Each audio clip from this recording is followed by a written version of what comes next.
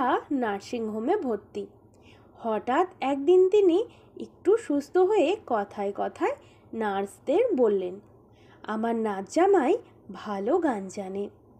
বৃদ্ধাকে তারা দিদিমা বলে ডাকত, ফলে তারা কৌতূহলী হলো। ইয়ার্কি করে বলল, তাই নাকি দিদিমা?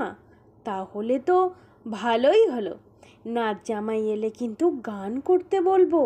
দিদিমা বলল, নিশ্চয়ই। কিন্তু তার নাচ জামাই নার্সিংহোমে আসে না, ফলে তাদের গান শোনাও হয় না। নার্সরা প্রতিদিনই ভিজিটের সময় বলে, কই গো, তোমার নাচ জামাই কই? আমরা যে গান শুনব। এর মধ্যে একদিন একটি ছেলে হাজির, মাথা মুখ চোখ কাপড়ে ঢাকা। সে বৃদ্ধাকে দেখতে এসেছে। এ সময় বৃদ্ধার কাছে দুজন নার্স হাজির ছিল।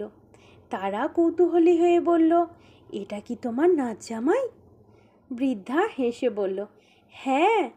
নার্সটা এবার ছেলেটির কাছে গান শুনতে চাইল। বলল, আপনি নাকি খুব ভালো গান জানেন, আমাদের একটা গান শোনান। ছেলেটি নির্দ্বিধায় বলল, কি গান শুনবেন? সেবিকারা অনেক ভেবে তাচ্ছিল্য করে বলল, একটা রবীন্দ্রসঙ্গীতই শোনান। ছেলেটি একটি রবীন্দ্রসঙ্গীত গান গাইল। তারপর বৃদ্ধার সঙ্গে কথা বলে তড়িঘড়ি বেরিয়ে গেল। ছেলেটি বেরিয়ে যেতেই বৃদ্ধাকে সেবিকারা বলল, ভালোই তো গাইল, তোমার নাচ জামাইয়ের নাম কি গো? বৃদ্ধা এবার মুচকি হেসে বলল, কেন, চিনতে পারোনি? সেবিকা দুটি একে অপরের মুখের পানে চেয়ে হেসে ফেলে বলল, না তো। কেন, উনি কি বিখ্যাত লোক নাকি? বৃদ্ধা এবার অবাক করে বলল, ও তো অরিজিৎ সিং, চিনতে পারোনি? এই হলো অরিজিৎ সিং, আমাদের স্বপ্নের রাজপুত্র অরিজিৎ সিং, মাটির মানুষ অরিজিৎ সিং। কলমে বাবুরাম মণ্ডল। এটি আমি সোশ্যাল মিডিয়া থেকে পেয়েছি, আপনাদের নিশ্চয়ই ভালো লাগবে। এই ছোট্ট একটি ঘটনা আপনাদের সাথে আজ শেয়ার করলাম। চলুন এবার একটি কবিতা শুনে নেওয়া যাক। তুমি পাশে থাকলে জাগবো সারা রাত, সমীউল বিশ্বাস। তুমি পাশে থাকলে সন্ধ্যা সুভাষময়, তারার ভিড়ের মাঝ থেকে ওই চাঁদের হাসি এসে উকি মারে আমার জানলাতে।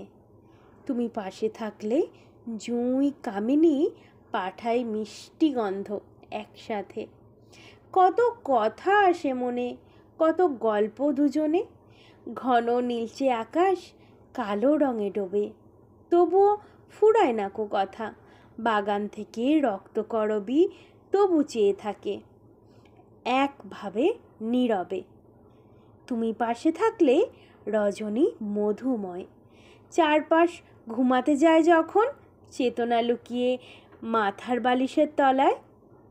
আমি তখন পাশ বালিশটা কোলে নিয়ে বসে করি ঘুমের সাথে নিভৃতে বোঝাপড়া।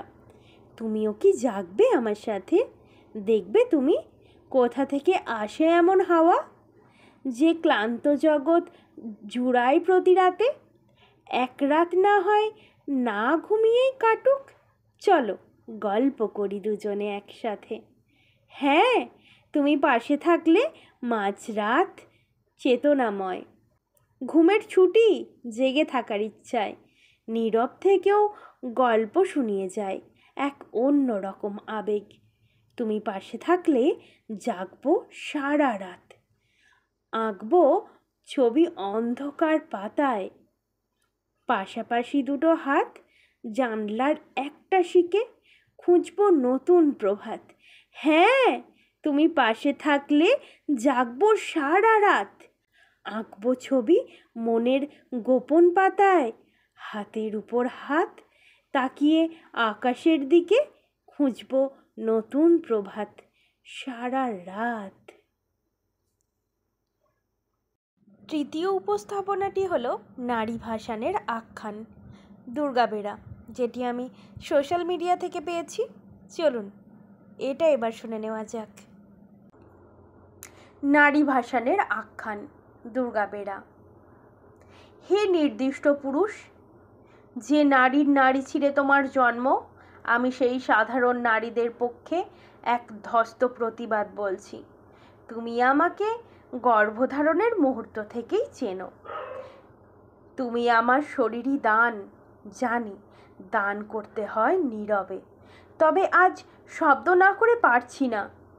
পুরুষ, তোমার জন্ম দিলাম, স্নেহ দিলাম তোমার গায়ে, যখন তুমি বড্ড যুবক হাঁটলে জন্মপথটায়।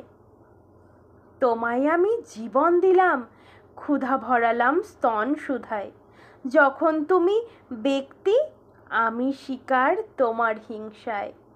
দহিতা হলাম, ভগ্নী হলাম, তোমার বৃদ্ধ মাতা হলাম, তোমার ছায়ায় থাকতে চেয়ে তোমার ভয়ে ভীত হলাম।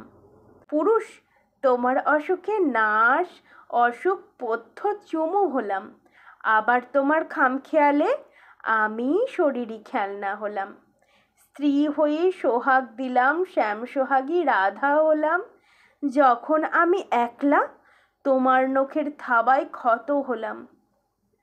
প্রথম খাওয়া, প্রথম নাওয়া, প্রথম পৃথিবী চিনিয়ে দেওয়া, হাঁটি হাঁটি পা বলে প্রথম হাঁটা শিখিয়ে দেওয়া, মনে পড়ে?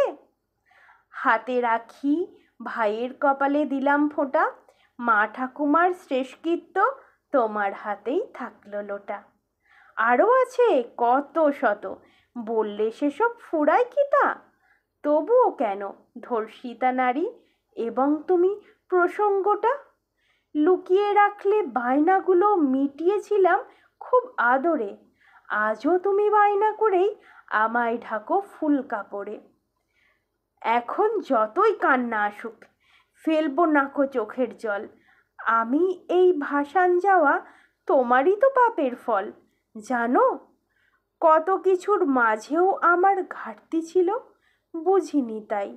নারী ঋণের স্বীকার করতে তোমায় আমি শেখাইনি, নারী ঋণ স্বীকার করতে তোমায় আমি শেখাইনি।